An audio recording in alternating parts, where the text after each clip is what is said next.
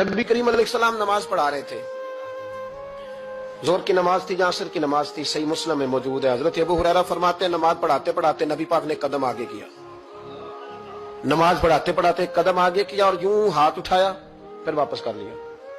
अब नमाज पढ़ के ना तो सलाम फेरा तो सहाबा अर्ज करने लगे, या रसूल अल्लाह सल्लल्लाहु अलैहि वसल्लम, वो नमाज में पैर भी आगे किया तो हाथ भी उठाया, तो वजह क्या थी? पहला सवाल तो यह है कि आप लोग नमाज पढ़ रहे थे या हुजूर को देख रहे थे?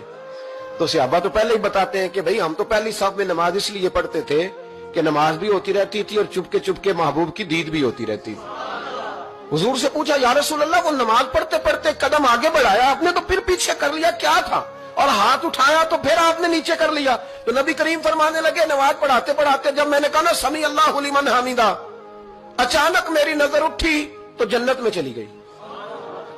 नजर उठी तो जन्नत में, तेरे लिए 2-4 कदम अर्श बरी है।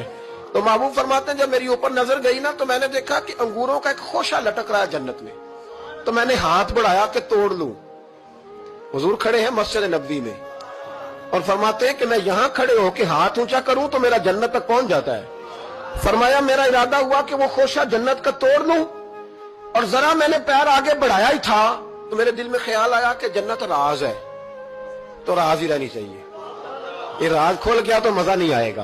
तो मैंने फिर वो हाथ वापस कर लिया। सहाबा कहते हैं जब नबी करीम ने ये बयान किया तो हमारे चेहरे ने तजस्सुस से खेल उठे। तजस्सुस से हम कोई बात और भी सुनना चाहते थे। तो महबूब फरमाने लगे, अगर मैं वो खोशा तोड़ के ले आता और तुम्हें दे देता, तुम कयामत तक भी खाते रहते तो तुमसे खत्म नहीं होना था। ये सही मुस्लिम की हदीस है। ओ भाई, मेरे रसूल करीम के वाक़या में राज पे शिकवा करना, कहना समझ में नहीं आती कैसे गए थे। तो तू जो चाहे तो हर शब हो मिसाले शब असरा, इसलिए कि तेरे लिए 2-4 कदम